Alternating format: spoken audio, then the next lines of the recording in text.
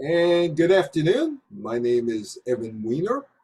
Down here in a cloudy, it's a cloudy day here in New York in the 70s, and for me, a welcome respite from what has been a hot and dry summer. 1968 was a hot summer for more reasons than just the weather. It was a summer where there was some rioting, not as bad as 1967, but it was a summer of a lot of demonstrations. And the whole year if you look back in history in terms of what happened that year, we were on the brink in 1968 into some sort of warfare in the United States, but it didn't happen. Who are you looking at there? That's Barbara Walters, who is on the Today Show. And she is playing around with a television, trying to sell it to you. And the reason I have that picture there is the Larchmont Library. Paul Daugherty, back in 2017, said in April, we're doing a retrospective of what happened in 1968, 50-year retrospective. You're on radio and TV.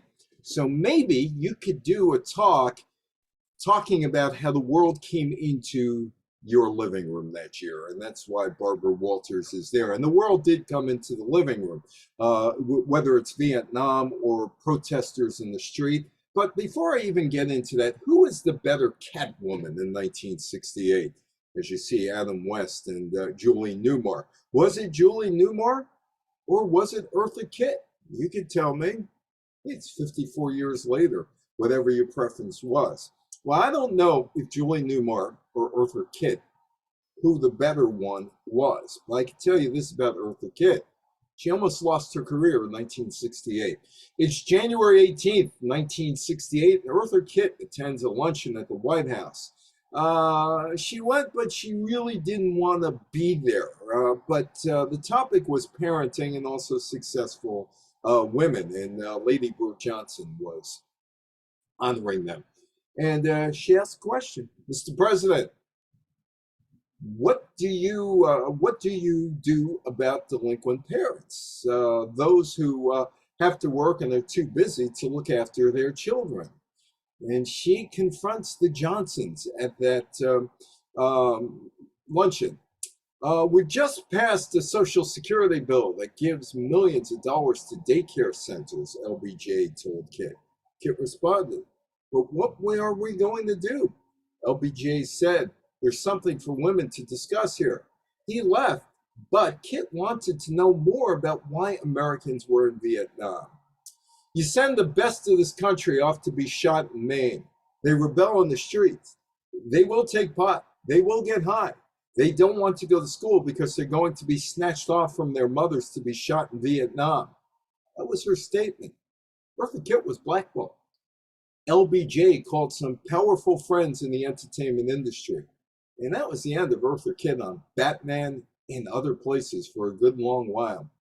Meanwhile, on the other side of the mall, in front of Capitol, or on Capitol Hill, in front of the Capitol building, there was the Jeannette Rankin protest. Jeannette Rankin had been in Congress for about 5 decades. And welcome to the Jeannette Rankin Peace Parade and the war in Vietnam and the social crisis at home. It's January 19th. She's 87 years old. She's a congresswoman from Montana, and she voted against U.S. participation in both World War I and World War II, and she leads some 5,000 women on a cold day in Washington, a march on Washington, D.C. to protest the Vietnam War. There's more than just the protests to the Vietnam War. They have a message. Sisterhood is powerful. We're talking about the early days of the National Organization of Women and women's liberation. Meanwhile, the war in North Korea continues. It's never ended. It was a truce in 1953, and North Korea, gets or actually abducts an American ship, the USS Pueblo, led by the Admiral Lloyd Booker. It was January 23rd, and they seized the ship, claiming that the ship violated its territorial waters while spying. Meanwhile, in Vietnam, the Tet Offensive is taking place. And you might call this miscommunication, that the Defense Department did not send out the right messages to Americans, at least through Walter Cronkite's eyes. Two things have happened on TV, only two things that TV has really done well. One was Edward R. Murrow and Joe McCarthy. The other was Walter Cronkite on CBS Reports, questioning whether or not the Americans could win the Vietnamese War. January 30th, Viet Cong launched the Tet Offensive against South Vietnam. January 31st, Viet Cong soldiers attacked the U.S. Embassy in Saigon. By early 1968, only 35% of Americans approved of President Lyndon Johnson's handling of the war. Was Walter Cronkite an influencer? Today, in social media today, you have all these people, and who knows what their backgrounds are, but they're so-called influencers, and they influence you. You don't know who they are, but they influence you. Well, that's today. Back in 1968, you knew who Cronkite was. He was a World War II war correspondent for United Press. He ended up at CBS. He made his mark the day that Kennedy was assassinated, November 22nd, 1963, when Old Iron Pants, and that was his nickname over at CBS, and I was at CBS briefly, Old Iron Pants reported the president was dead, stopped for a minute, took off the glasses, shed a tear, composed himself, glasses back on, Old Iron Pants is back in the saddle. And with that, he becomes the most trusted man in America. So in the 1960s, Cronkite allegedly had influence. Until 1968, network news operations, and basically there were only two, CBS and NBC. ABC was half a network throughout most of the 1960s and wouldn't really become a full network until Monday Night Football in 1970. Anyway, network news operations avoided direct criticism of military operations. Now, there was no government censorship, but negative news reports infuriated Lyndon Johnson, and he didn't hesitate to let the networks, whether it was Bill Paley over at CBS or David Sarnoff over at NBC, know that he was irritated. Cronkite's report airs on CBS on February 27. Report from Vietnam. Who, what, when, where, why? Missing the how there. 5 W's and the 1 H. And there is Cronkite, the most trusted man in America. Met him twice. We talked about hockey once and met him in the street, said hello, how are you? And that was it. He played hockey as a teenager in Houston, Texas. He said one of the few people who played hockey back in those days at the only rink in town. This is what Cronkite said. It seems more certain than ever that the bloody experience of Vietnam is to end in a stalemate. It is increasingly clear to this reporter that the only rational way out then will be to negotiate, not as victors, but as honorable people lived up to their pledge to defend democracy and did the best they could. The report from Vietnam played a major role in turning Americans against the war and inducing Johnson, possibly, to abandon his reelection campaign.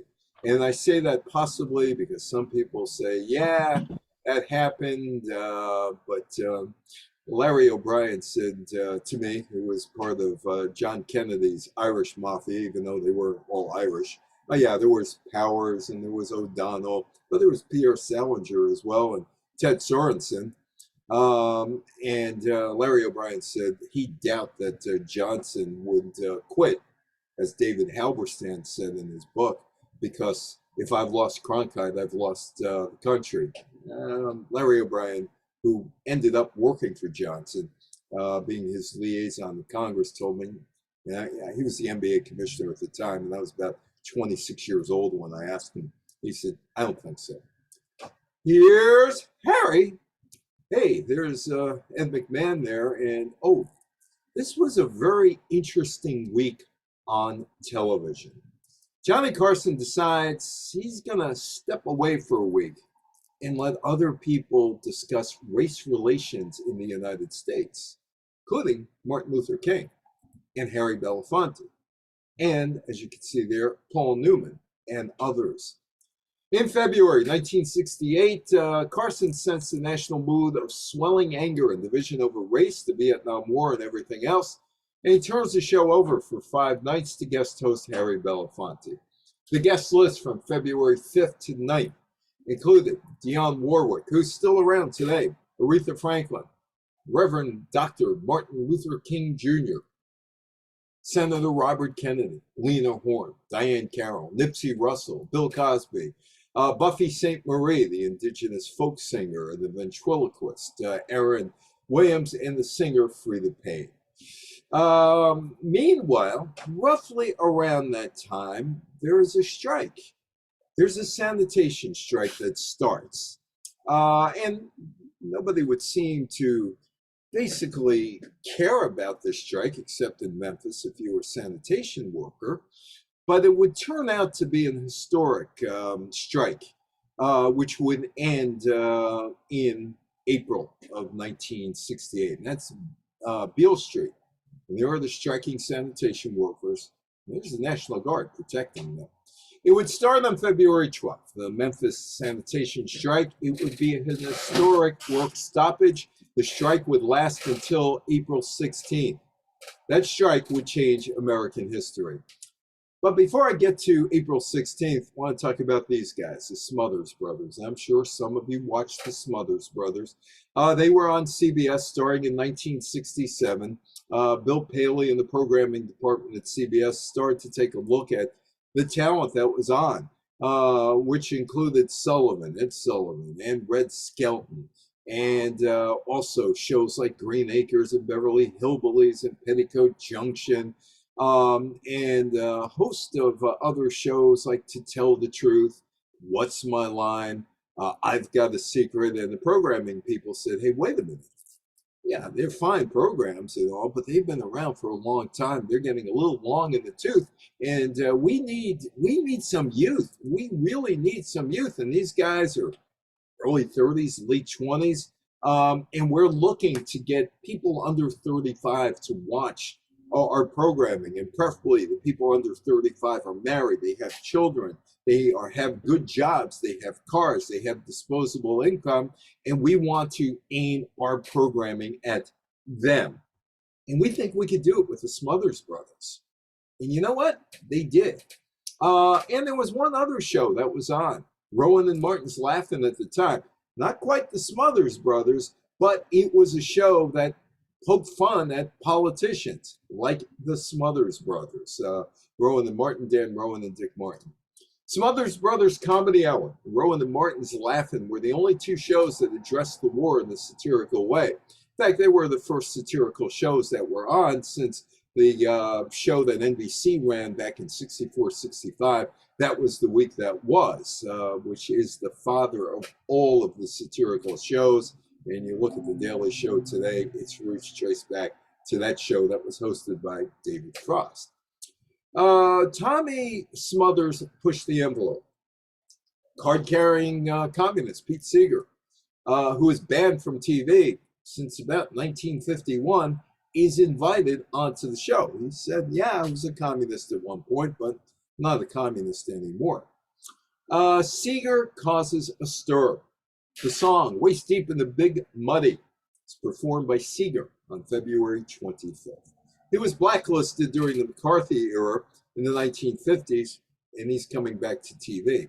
That song was considered symbolic of the Vietnam War and President Lyndon Johnson's policy of escalation, started in 1965, then widely seen as pushing the United States deeper into the increasingly unpopular war.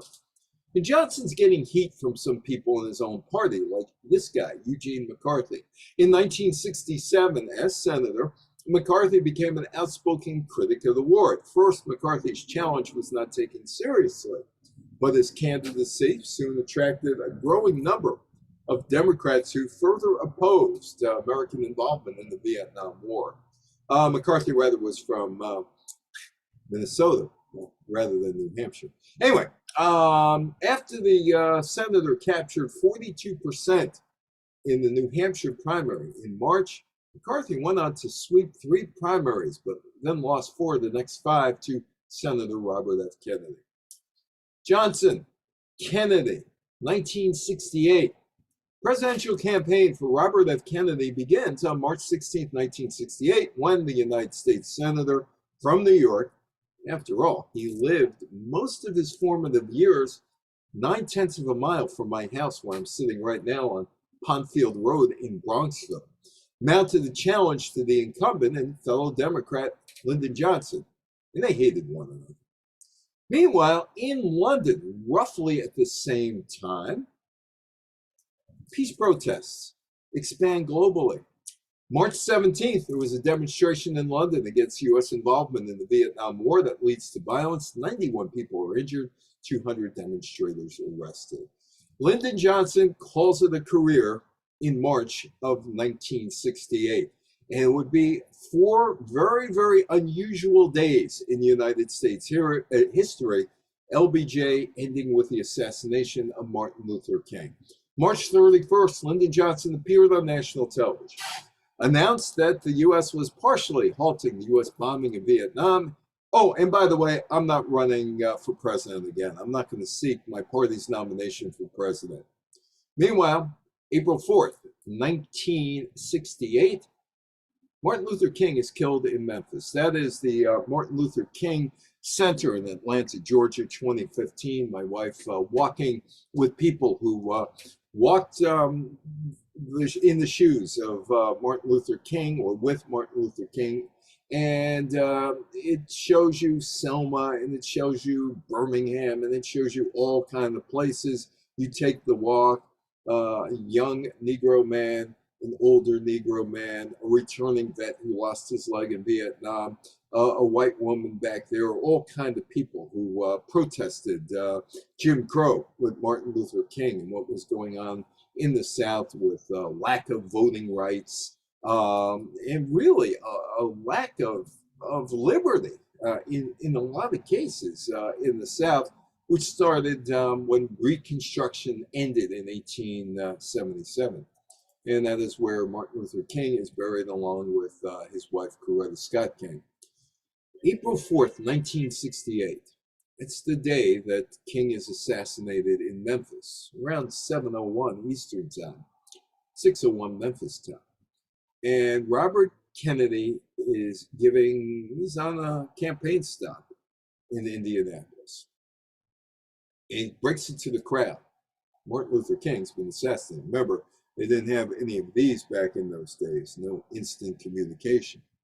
For those of you who are Black and are tempted to be filled with hatred and distrust at the injustice of such an act against all white people, I can only say that I feel in my own heart the same kind of feeling. I have a member of my family killed, but he was killed by a white man.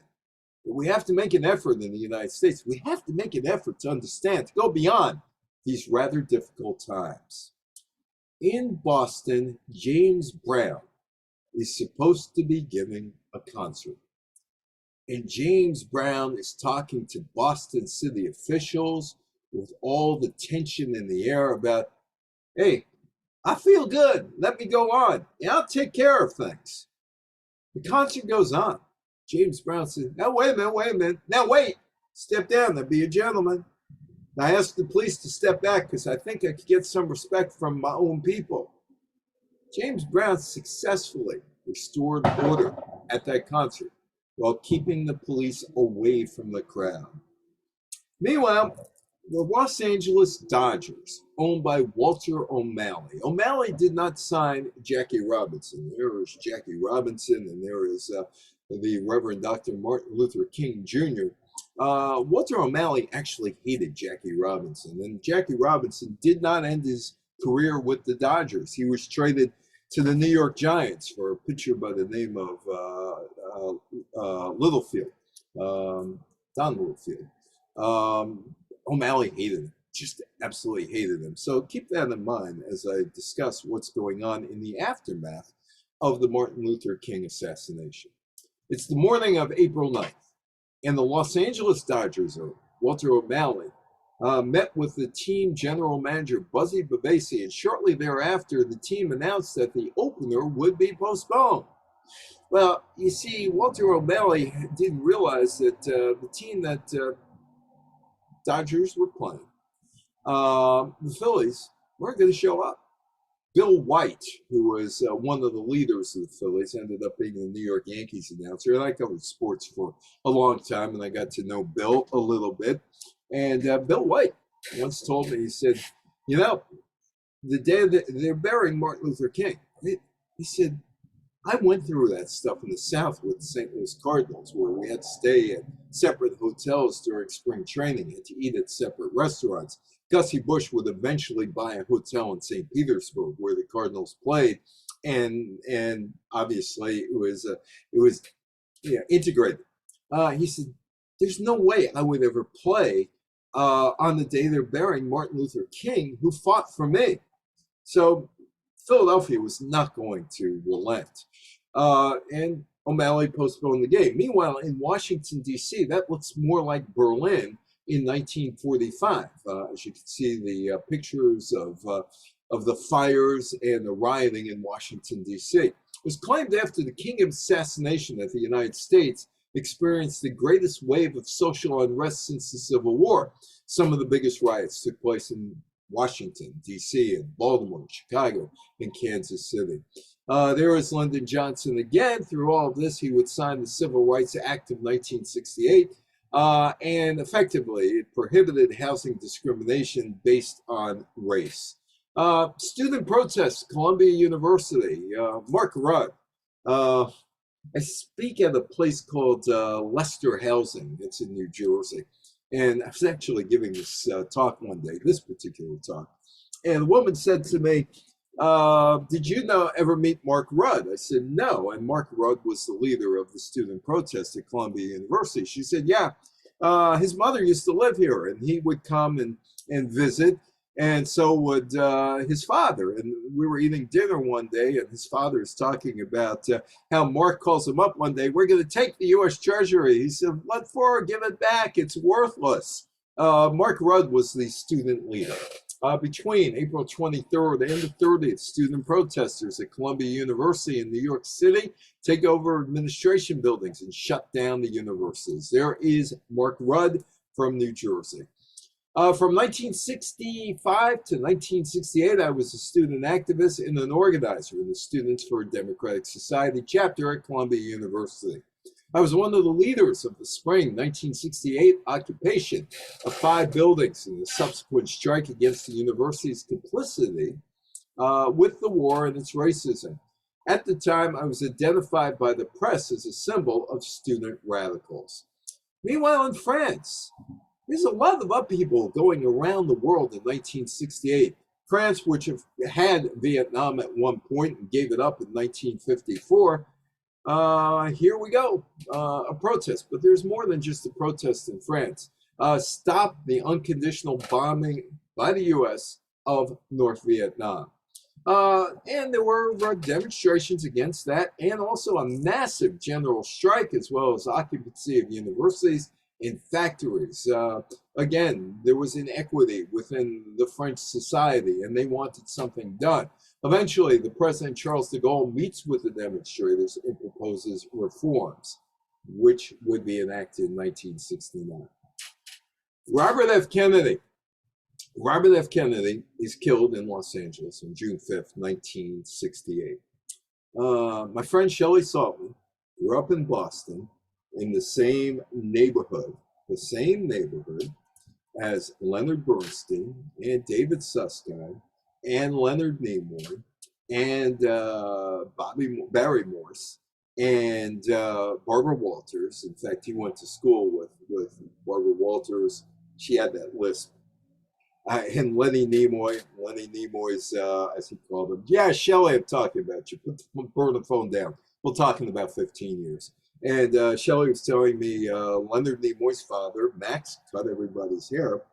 But I bring up Shelley because the last 2 speeches in Robert Kennedy's life were written at Shelley's desk in Los Angeles.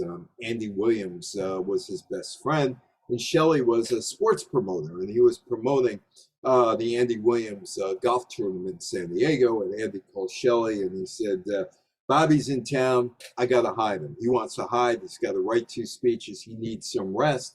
Where could I stash him? And Shelley said, well, I'm going to Denver. You know where my office is. You know my secretary. Just go up, say that you spoke to me, stash him at in my office. And at Shelley's desk, he wrote his final 2 speeches.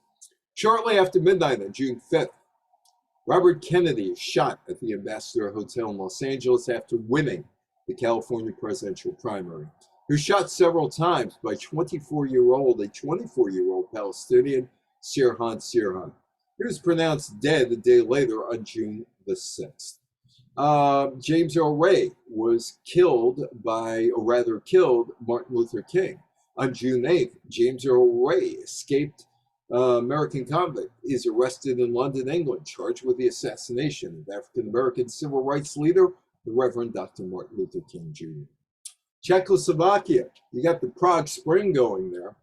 Prague Spring reforms that are taking place in Czechoslovakia. And that starts on January 5th when Alexander Dubček was elected first secretary of the Communist Party and continued until August 21st when the Soviet Union invaded the country. Back in 2018, did this talk on a cruise ship. And there was a woman from Chicago. She was a Holocaust survivor. And I'm beginning to talk about this, and I'm talking to about 150 people, but I'm in a side lounge. I'm not in a regular theater. And she comes in with her walker, and she's sitting right in front of me as I'm talking. And she said, oh, yes, yes, yes. And I looked at her. I said, were you there? And she said, yeah, I was there. I said, well, what was it? She said, it was interesting. And with that, I told the crowd, I said, you know, if the cruise director comes in here, tell him the guy who's speaking got tired and wanted to sit in the audience and just want to have a private conversation, but you're privy to this conversation. And she's talking about the night of August 20th, 1968. She's in Bratislava, which is now part of Slovakia. And she says she's there with her mother, just the two of them. And her mother says to her, why are planes flying overhead at 11 o'clock in Bratislava and over our apartment? So she pulls open the curtains, tells her daughter, why are tanks rolling in the streets of Bratislava at 11 o'clock on August 20th? Well, the Soviets invaded. Make a long story short, she and her mother had visas, travel visas, and they were supposed to go to Brussels in October of 1968. And the Soviets didn't take their visas away, so they go to Brussels. Instead of checking into the hotel, they go right to the American embassy. They have sponsors in Chicago. They get their paperwork done. They're on the next plane to Chicago, and that's where she spent at least 50 years of her life, as far as I know. I don't know if she's still around. She was a Holocaust survivor. Spielberg, his people interviewed her for his Holocaust project, and she said the people she really felt sorry for were not the Czechs or the Slovaks. They were the 18-year-olds in the Soviet army, where she said it was hot, and you could see that they were thirsty, they hadn't been fed, but if they took water from somebody from Czechoslovakia, they would have been shot on the spot. She got out of there. She did go back eventually. Why did the Soviets invade? Well, 200,000 Warsaw Pact troops, 5,000 tanks invade Czechoslovakia to crush the Prague Spring, a brief liberalization in the communist country. And the woman told me it was great. She said the poets would read poetry, the guitar players would be playing the cafes. People weren't going like this, looking over their shoulder, who is going to be reported. But the liberal reforms were repealed and normalization soon began. Pol Pot. Well, you know, you got a war in Vietnam. You got the thing going on in Czechoslovakia with the Warsaw Pact countries. You got protests in England. You got protests in France. You got all kind of stuff going on in the United States. LBJ is not running again. You got the Vietnam War going. Martin Luther King's killed. RFK is killed. So why not stir the pot a little bit with Pol Pot? The Khmer Rouge was officially formed and its forces launched an insurgency across Cambodia. North Vietnam provided shelter and weapons to the Khmer Rouge. Rock protest songs. I know a guy by the name of Richard Lee. He's a teacher at St. Bonaventure's College up in just near Buffalo, St. Bonaventure's University, that is. And he does a talk about how rock songs were basically the soundtrack of a lot of people in the 1960s, particularly the anti-war protests. And it was the Beatles that got the most press because John Lennon wrote a song called Revolution, which really doesn't go anywhere. It's kind of meanders. But they weren't the first. They simply were the most famous to do an anti-war song. Was rock music the soundtrack of global protests? Well, cultural protests merged with political demonstrations. The Beatles, the Doors joined the folkies and sung out about communism or the war, joining folkies such as Bob Dylan and Joan Baez and Tom Paxton. All of them are still around, but the only one who's still performing is Dylan. Joan Baez quit right before COVID-19, and Paxton got off the road right before COVID-19. Meanwhile, Nixon is the Republican nominee. Look at that expression on Gerald Ford's face. It's like, I know something you don't know. Do the. Anyway, there is there I am. I knew Nixon. I met him in 1985. He was selected as the arbitrator of the Major League Baseball umpires, Major League Baseball owners dispute. And I got to meet him through a guy named Richie Phillips, who was the head of the Umpires Association. And his next door neighbors down in Society Hill off the main line in Philadelphia were Julie and David Eisenhower, Nixon's son-in-law and daughter. And Dick, he'd make the trip down the Jersey Turnpike from Park Ridge, and he babysit. Now, let me tell you this about that youngster. I wouldn't do that to my sibling. Anyway, so Richie knew him and called Peter Ueberroth and said, hey, how about an arbitrator? Yeah, who you got in mind? Peter Ueberroth, the baseball commissioner. Dick Nixon. Dick Nixon, get out of here. Yeah, sure. And for about 4 or 5 years, I got to talk to Nixon regularly. I got to see him, and always nice to me. I once said, Mr. President, to him, and call me Dick. Call me Dick. Pegasus, the pig, ran for president. He's the Yippies nominee. Political theaterists, the Yippies, the Youth International Party, nominate a pig for president on August 23rd in Chicago. Pegasus was arrested with Jerry Rubin and others for disorderly conduct. Robert F. Kennedy's day. Eugene McCarthy doesn't get enough support. And Humphrey is the heir apparent because he's Lyndon Johnson's vice president. By the way, from people I've talked to over the years, Robert Kennedy didn't really expect to gain much traction in 1968. He was laying the groundwork to run for president in 1972. Some of the people who worked for Bobby Kennedy in 1968 included a lawyer by the name of Jerry Springer, who was the king of garbage TV for a long time, Bob Arum, who's the boxing promoter, Jeff Greenfield, who was on ABC and also CNN as a political analyst. They were all part of the Kennedy campaign. Kennedy was picking up young people, and basically, from what I was told, the idea was let's form a movement for 72, 76, 80, and down the road. Chicago protests. Again, back to the cruise ship with that lady with the Prague Spring.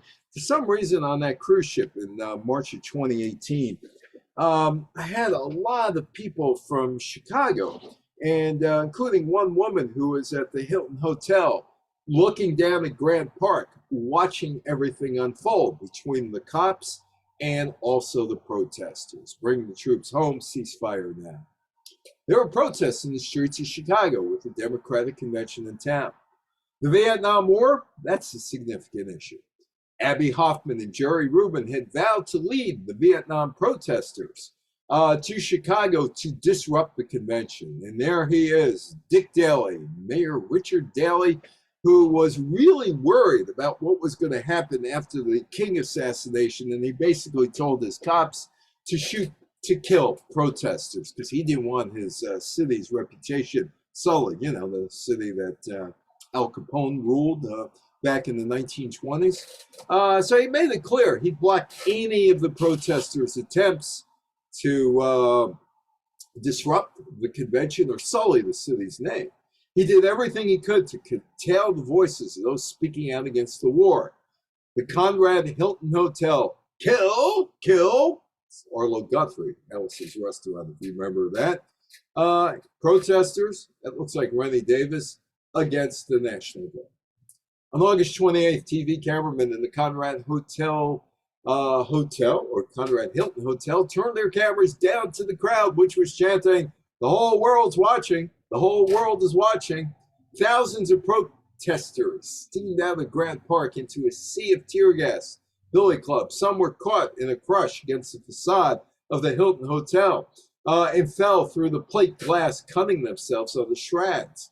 People on the upper floors threw crystal ashtrays, one of which struck a passerby and shattered, embedding glass in his eyes. Blood ran from the skulls into the gutters. Someone tried to overturn a police van. The whole world is watching.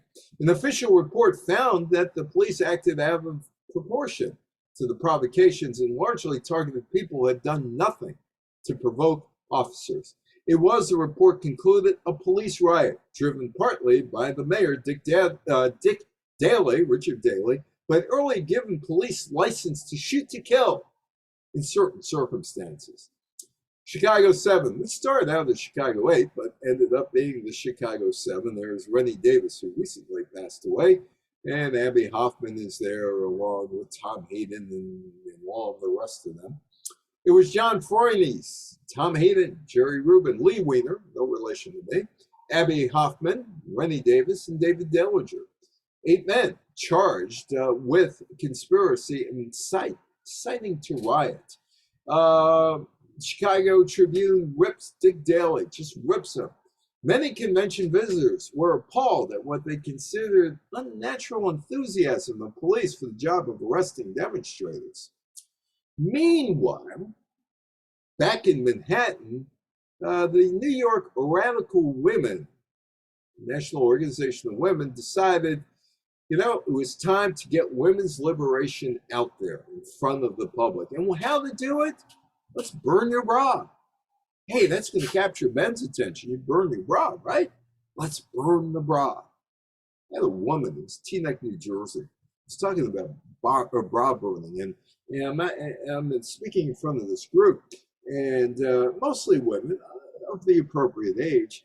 And I look up and I say, no offense, but anybody here burn your bra?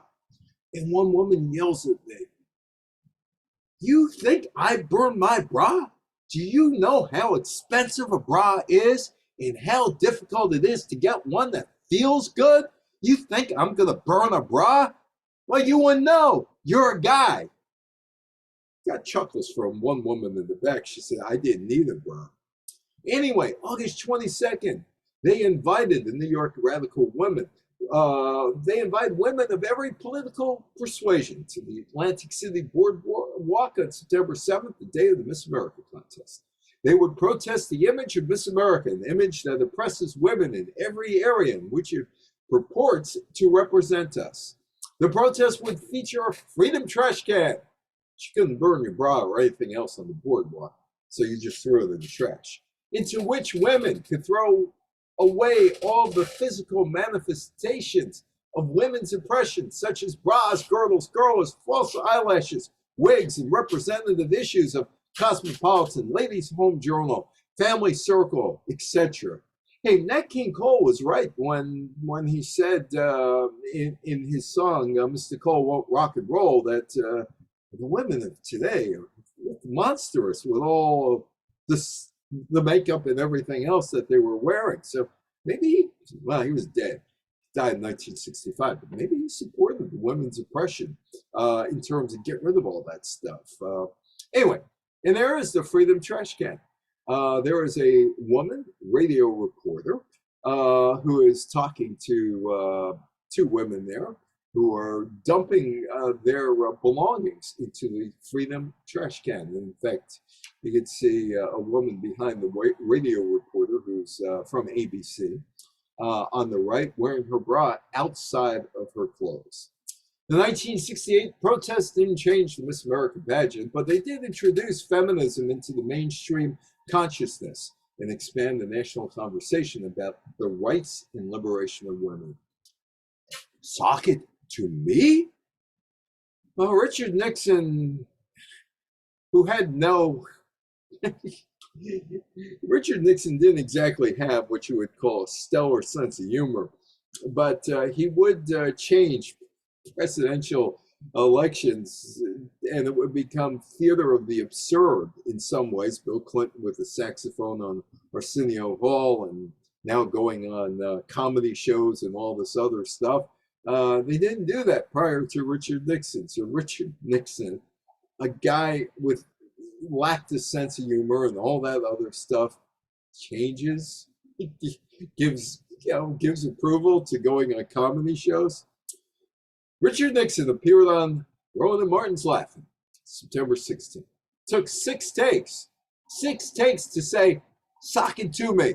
6 takes for Nixon to make it through the sock it to me phrase without sounding angry or offended. Laughing was aimed at a politically aware and socially conscious audience and featured rapid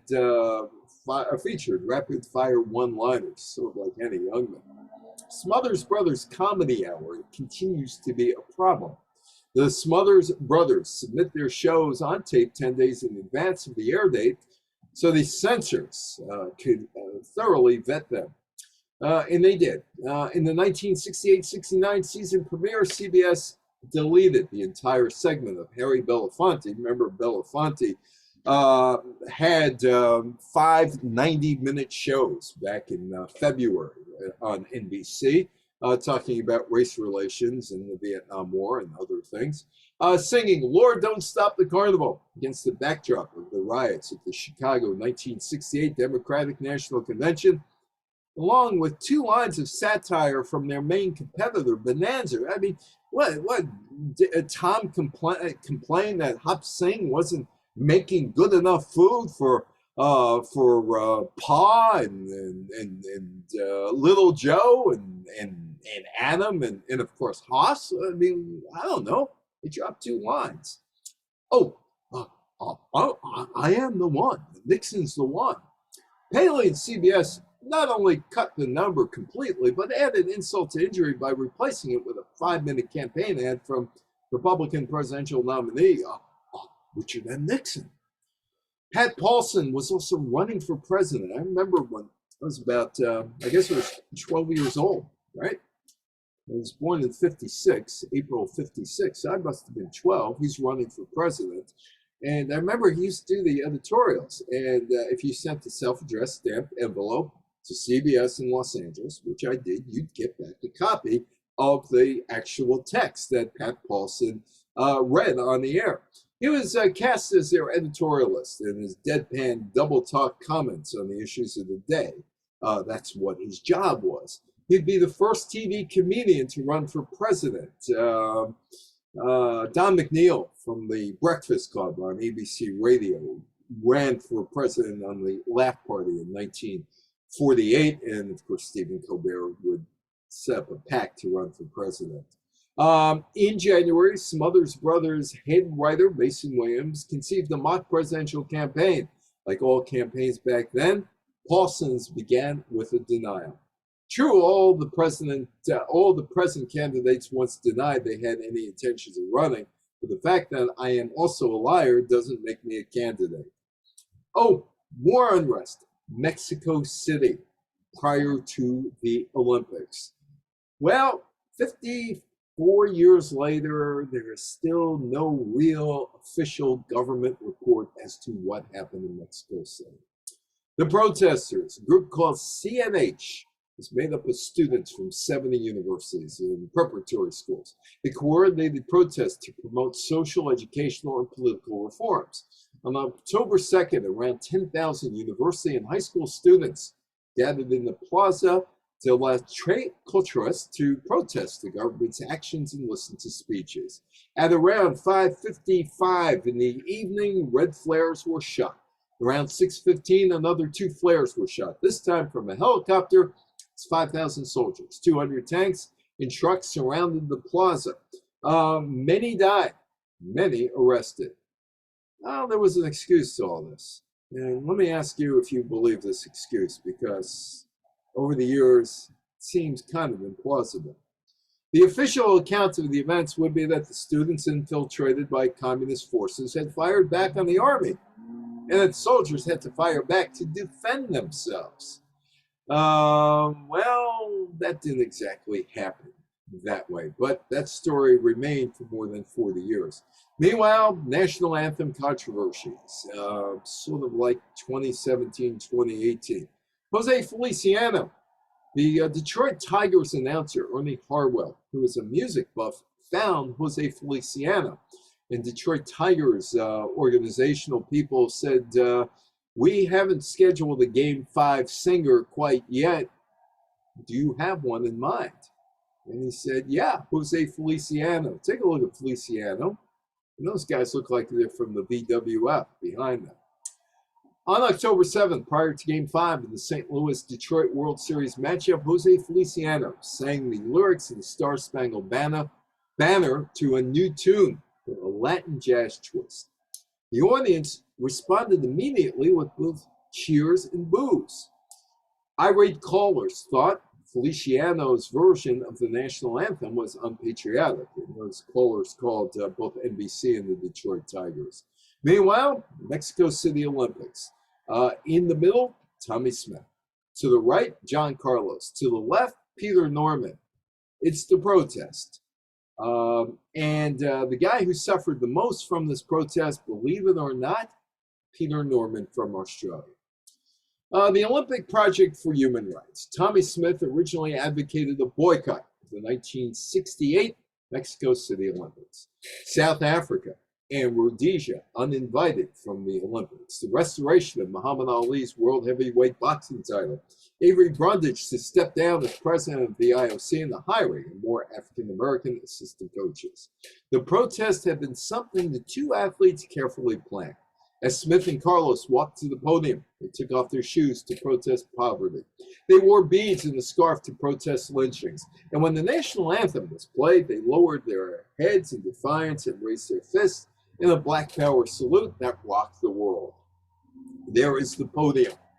And there is Smith, there's Carlos, and there is Peter Norman. They're getting their medals. Years later, Smith, on the 50th anniversary of this, is met. In fact, I don't like the idea of people looking at it as negative. There was nothing but a raised fist in the air and a bowed head, acknowledging the American flag, not symbolizing a hatred for it. Carlos, who worked as a guidance counselor at Palm Springs High School in California, told the Guardian newspaper, had a moral obligation to step up. Morality was a far greater force than the rules and regulations they had. Peter Norman.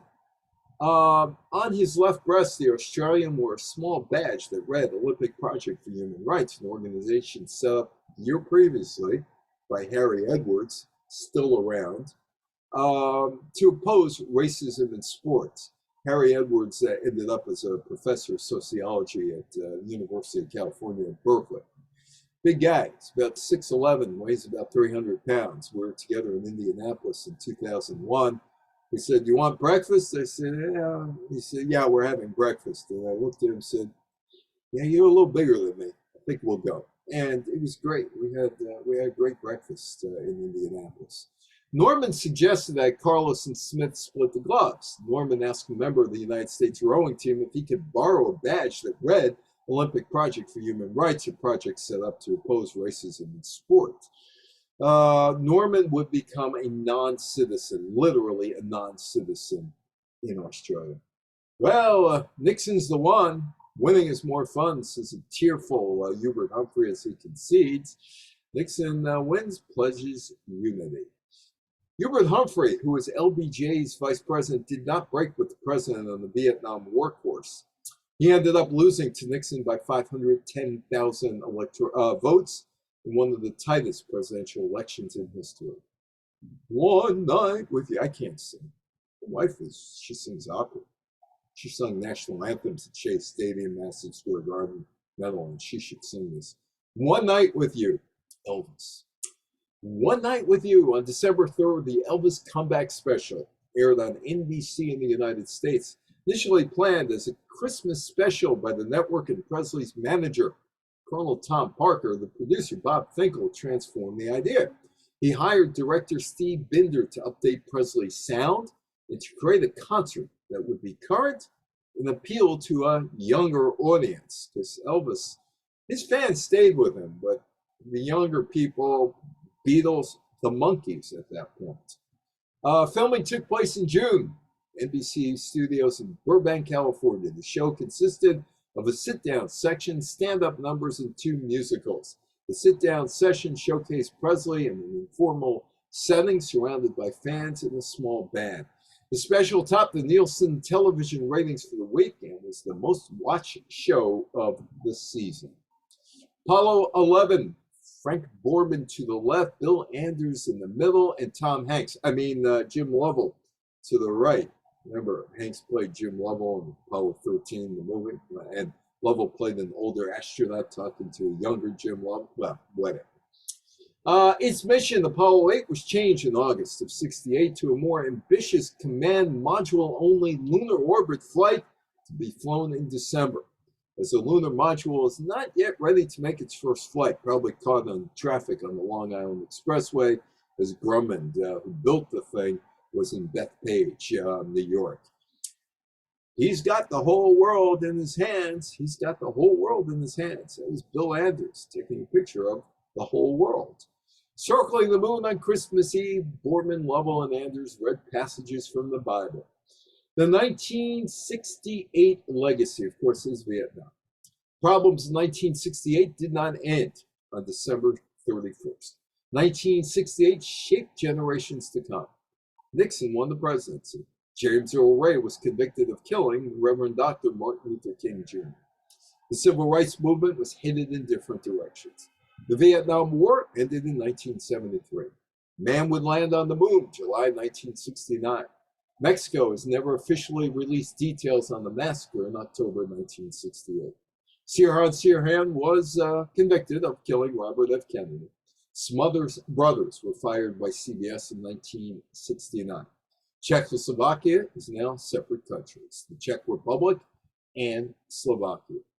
Oh, there is Elvis. Well, that was the fat Elvis stage toward the end of his life. The Soviet Union dissolved in 1991. Charles de Gaulle's reform package in France was defeated in 1969 and he retired. Elvis became a Las Vegas act, died in 1977. Nixon resigned as president on August 9, 1974. In February 1975, of the Chicago Seven were convicted of intent to cite a riot while crossing state lines. Their convictions were eventually reversed on appeal. Peter Norman virtually became an invisible Australian citizen. He was not allowed to compete in the 1972 Olympics. It would not be until 2012, 6 years after his death, that the Australian Parliament apologized to him for the way the country treated him. Pat Paulson. His act, he ran for president every 4 years. He received write-ins, including 10,000 in the 1992 GOP primaries. 4 years later, his 921 write-ins in New Hampshire made him a runner-up to Bill Clinton in the Democratic side. He died in 1997. In 1968, student movements were breaking out all over the world, including in France, Germany, Italy, Czechoslovakia, Argentina, Japan, and the United States. Within a few years, the student movements would dissipate. And that was the year that was. It's over. Now we got to let it go. Any questions, any comments? The floor is all yours. I hate to admit it, but I actually went to a Smothers Brothers concert in Carnegie Hall. I don't think it was 68. It might have been a couple of years before that, but I actually, I, I sort of enjoyed them. Why did you hate to admit it? I don't know. The funny thing about the Smothers Brothers being canceled, and Paley and Robert Wood and all those people over there at CBS, was that the show was actually successful in getting them the audience that they wanted. They thought the Smothers Brothers would be just your typical Perry Como show. Yeah. They totally didn't realize that, and history probably repeats itself, because the electorate in 72, well, the electorate was changing somewhat. The country, as I subsequently talked to people, was schizophrenic with the civil rights movement, with Vietnam, with the assassinations and all that other stuff. And they were just, Tommy pushed the envelope, but they were just two guys. I do a talk on censorship, and television does a lot of censorship. You may not realize it, but there's an awful lot of censorship because television is licensed by Congress. Well, it was, and now cable TV isn't. But there was enormous pressure on CBS, NBC, ABC, particularly CBS and NBC, to toe the line, or you wouldn't lose the network, but local stations could lose their licenses. Smothers Brothers delivered. They did deliver, but they didn't deliver what Paley wanted, which was a nice Perry Como type show. You talked about burning bras, but nothing about burning draft cards and burning the American flag. Because that was 1967. Okay. That was the big thing in 1967. This is 68. So that's a year old. In fact, 67, it was in Central Park, and you had all these people burning their draft cards. And for some reason, they burnt all their draft cards in the Maxwell House coffee cup. I have no idea why. There was Sanka, there was U-Band, but they picked Maxwell House. Maybe the cans were better to burn draft cards. But first draft card that was burnt was 65. So it was old hat by 1968. I see. Okay. Yeah, got to keep it current. I'm trying to live in the year. By the way, I think the song "The Big Muddy" that Yeah. Pete Seeger wrote and sang, I believe, if I understand the history of it, it was actually about Marine training and not about the Vietnam War. Well, it was interpreted as the Vietnam War. It was No, I agree with you on that. But I think if you listen to it and if you read about the history of it, it was about the training of Marines at Parris Island. Yeah, but it was, according to the Smothers Brothers show, it was Lyndon Johnson getting stuck in the mud, not knowing where to go. Right. That's right. No, I remember that. Yeah. Anybody else? Neil and I could talk for hours. So I'm waiting to go to Carvel now. So Neil would know Carvel. You have Carvel up in your neck of the woods up there? No. No. Not that I know of. Yeah. No, there was a Carvel at the top of my street in Pearl River. Yeah. Yeah, it's 2 for 1 today. You get 2 Sundays for the price of 1. Sammy's over here. There used to be one in Brookline. Oh yeah. There was, actually, you're right. My wife just pointed out there used to be a Carvel on Route 9 here in Brookline, Mass, just before you got into Boston on Route 9. Yeah, forgot about that one. Yep. Yeah. Anybody else? I don't know. That's I don't know why I'm always the only one who wants to talk. Well, it's interesting because when I do this talk, and unfortunately, there were less and less people around from 68. But when I was on that cruise ship, we were going to the Caribbean, and there was a woman who was at one of the top floors of the Hilton, a woman from Czechoslovakia, from Bratislava. There was another guy who was there, and then there was a 16-year-old kid who was there, and he said back then, I was really upset. I said, well, what were you upset about? I said, we're supposed to play softball, and Grant Park was closed off. And I said, you know, I bet you were the guy who brought the Hamm's beer. He said, how'd you know? I said, I just had a suspicion that you brought the Hamm's beer. He said, yeah. He said, he had the fake proof that he was of age to buy the Hamm's beer, and he did. I also had another guy on another cruise ship who's going to Colombia in 1968, and he's getting increasingly upset at me as I'm doing this talk. And I get around to the Columbia University student strike, and he's saying, I'm a graduate student there, and I'm majoring in political science. And he says, I'm thinking to myself, if they could close down the library, what else could they do? And then he added some spicy words to that afterwards. He was just a really strange guy. And I was talking about Nixon, and somebody said, because I dealt with Nixon for about 3 or 4 years, it's a really strange guy. And I told the audience I got an autograph, and I'll do, this is the best I can do, okay? Make believe this is an index card, and make believe this is a ruler underneath, right? And he signed his name with the ruler right across the ruler, and then added the X after that. And it's like, wow, this guy signed this thing like that. Why? And he was just a strange guy to talk. I never had a problem with him, but you know, he was strange. And you know, and Eisenhower used to send him out to do the dirty work, whether it was in Iran, whether it was in Caracas, Venezuela, or whether it was with Khrushchev, because Eisenhower wanted to get rid of him. There's a guy named Bob Wolf, who was an announcer, not the agent who was up in Boston, who I got to know rather well since I'm 16. And in the 50s, he was doing Washington Senators games on WRC radio. And he saw Nixon hanging around. And what's the vice president of the United States going to so many games? But Eisenhower didn't really trust him with anything. And anyway, to make a long story short, Bob said, hey, why don't you come on radio? You know, come on radio.